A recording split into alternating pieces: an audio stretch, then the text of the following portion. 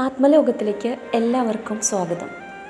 എന്താണ് കുണ്ടലിനി ശക്തി? അത് എങ്ങനെ ആക്ടിവേറ്റ് ചെയ്യാം? ആദ്യം തന്നെ പറയട്ടെ, ശരിയായ ഗുരുവിൻ്റെ സാന്നിധ്യമില്ലാതെ ഇത് ആരും അനുകരിക്കാൻ ശ്രമിക്കരുത്. ഇത് വെറും അറിവിലേക്കായി മാത്രം പറയുന്ന കാര്യങ്ങളാണ്. ചക്ര ആക്ടിവേഷനും കുണ്ടലിനി ആക്ടിവേഷനും രണ്ടും രണ്ടാണ്. കുണ്ടലിനി എന്നത് ഒരു ശക്തിയാണ്. ഈ ശരീരത്തിന് ഈ ഭൂമിയിലൂടെ സഞ്ചരിക്കാൻ ആവശ്യമായ ടൈം, സ്പേസ്, അവെയർനെസ് എല്ലാം തരുന്ന ഒരു പവർ ഓഫ് ഗ്രാവിറ്റി. ആ ശക്തി ഒരു കുഞ്ഞ് ജനിക്കുമ്പോൾ അതിൻ്റെ നെറുകയിൽ തുടിച്ചുകൊണ്ടിരിക്കും. ക്രമേണ കുഞ്ഞിന് പ്രായമാകുന്നതനുസരിച്ച് അത് ശരീരത്തിൻ്റെ നട്ടെല്ലിനടിയിൽ പോയി സ്റ്റോറാകും. യഥാർത്ഥത്തിൽ ആത്മീയ നേട്ടങ്ങൾക്കായി കുണ്ടലിനി ശക്തി ആക്ടിവേറ്റ് ചെയ്യണം എന്നൊരു നിർബന്ധവുമില്ല. കാരണം ഒരു വ്യക്തിയുടെ മരണത്തിന് തൊട്ട് മുമ്പും ഇതേ പ്രോസസ്സ് നടക്കുന്നുണ്ട്. അടുത്ത ജന്മത്തിലൂടെയും ആ ജീവൻ്റെ പരിണാമത്തിന് കുണ്ടലിനി ശക്തി അടുത്ത ഒരു ചക്രയിലേക്ക് ഉയരുന്നുമുണ്ട്. അപ്പോൾ നമ്മളിത് ഫോഴ്സ് ചെയ്ത് ഉയർത്തി ഒറ്റ ജന്മം കൊണ്ട് എത്താമെന്നുള്ള ആ പ്രക്രിയയിലേക്ക് പോകേണ്ട ഒരു ആവശ്യവുമില്ല. എന്നാൽ യോഗികൾ ഇതിനെ ആക്ടിവേറ്റ് ചെയ്യുന്നുണ്ട്. അത് എങ്ങനെയാണ് എന്ന് നോക്കാം. അത് എന്തിനു വേണ്ടിയാണെന്നും അറിയാം. കൃത്യമായ അറിവോടെ അല്ലാതെ ഒരു വ്യക്തി ഈ ടെക്നിക്ക് ഉപയോഗിച്ച് ആക്ടിവേറ്റ് ചെയ്യാൻ ശ്രമിക്കരുത്. അങ്ങനെ ശ്രമിച്ചാൽ ശരീരത്തിനും മനസ്സിനും ദോഷം സംഭവിക്കും. എന്നാൽ യോഗികൾ ഇത് ചെയ്യുന്നത് സെൽഫ് റിയലൈസേഷന് ശേഷം മാത്രമേ ചെയ്യാറുള്ളൂ. സാധാരണ ഒരു വ്യക്തിയുടെ ശ്വാസം കൃത്യമായ ഇടവേളയ്ക്ക് ശേഷം ഒരു മൂക്കിൽ നിന്ന് അടുത്തൊരു മൂക്കിലേക്ക് ടേൺ ആകുന്നുണ്ട്. എന്നാൽ കുണ്ടലിനി ആക്ടിവേറ്റ് ആയ ഒരു വ്യക്തിയുടെ ശ്വാസം രണ്ട് മൂക്കിലൂടെയും ഒരേ സമയം പ്രവഹിക്കും. ഇതിന് കാരണം നട്ടെല്ലിനുള്ളിൽ നേർത്ത 3 നാഡികൾ ഉണ്ട്. ഇട, പിംഗള, സുഷുപ്ന. പിംഗള നാഡി സൂര്യനാഡി എന്ന് പറയും. അത് ശരീരത്തിൻ്റെ വലതുവശത്ത് സ്ഥിതി ചെയ്യുന്നു. അത് തലച്ചോറിൻ്റെ ഇടതുവശത്ത് യോജിക്കുന്നു. ഇട നാഡി ചന്ദ്രനാഡി എന്നും പറയും. ശരീരത്തിൻ്റെ ഇടതുവശത്ത് സ്ഥിതി ചെയ്യുന്നു. അത് തലച്ചോറിൻ്റെ വലതുവശത്തേക്ക് യോജിക്കുന്നു.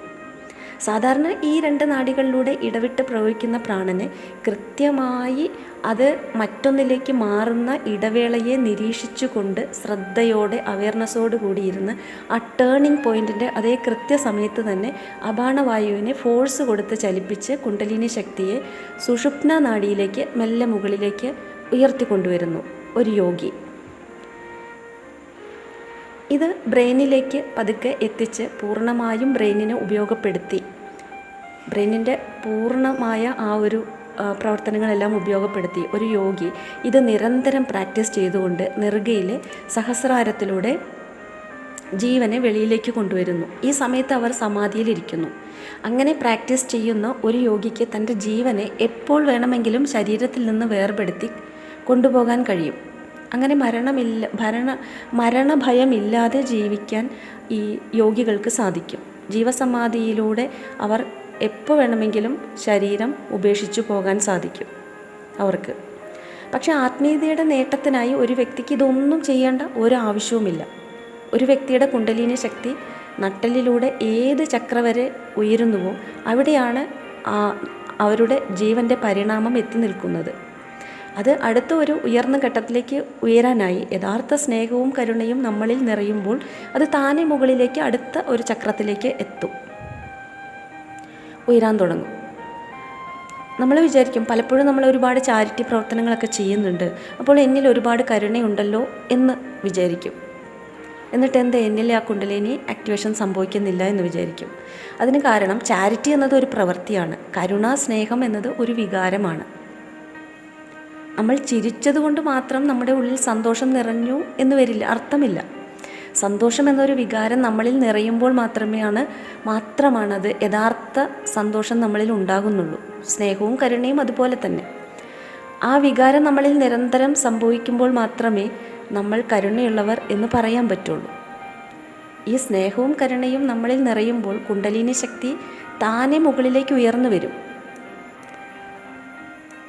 നട്ടെല്ലിൻ്റെ സുഷുപ്ന നാഡിയിലൂടെ റൊട്ടേഷൻ സംഭവിക്കും. 2 ഇടപിംഗളയിലൂടെ റൊട്ടേഷൻ സംഭവിക്കുന്ന സമയത്ത് ഈ കുണ്ടലിനി ശക്തി നട്ടെല്ലിൻ്റെ സുഷുപ്ന നാഡിയിലൂടെ പതുക്കെ ഉയർന്നു വരാൻ തുടങ്ങും.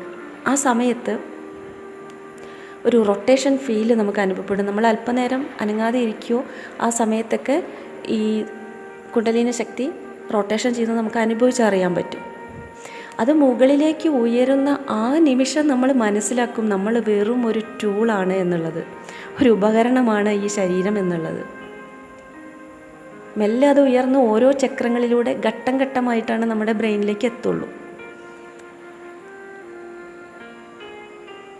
പക്ഷേ ബ്രെയിൻ വരെ എത്തി നിൽക്കുന്ന ഒരു ജീവന് അത് ഉയരുമ്പോൾ അതാ ഒരേ ഇതിൽ തന്നെ ഉയർന്ന് മുകളിലേക്ക് എത്താൻ സാധ്യതയുണ്ട്.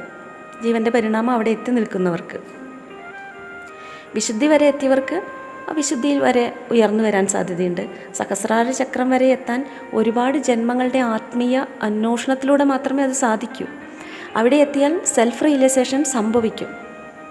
അതുവരെ എത്താൻ നമ്മളിൽ ഒരുപാട് കരുണയും സ്നേഹവും ഉണ്ടായാൽ മാത്രമേ അത് സാധിക്കൂ.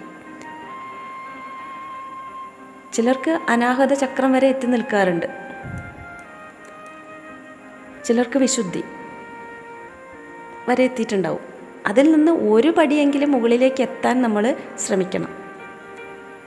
അതിന് നമ്മൾ ഈ ഫോഴ്സ് ഉപയോഗിച്ച് ഇതിനെ ആക്ടിവേഷൻ ചെയ്യേണ്ട ഒരു കാര്യവുമില്ല. നമ്മളിൽ സ്നേഹവും കരുണയും ഉണ്ടായാൽ മതി, ആ വികാരങ്ങൾ നിറഞ്ഞാൽ മതി.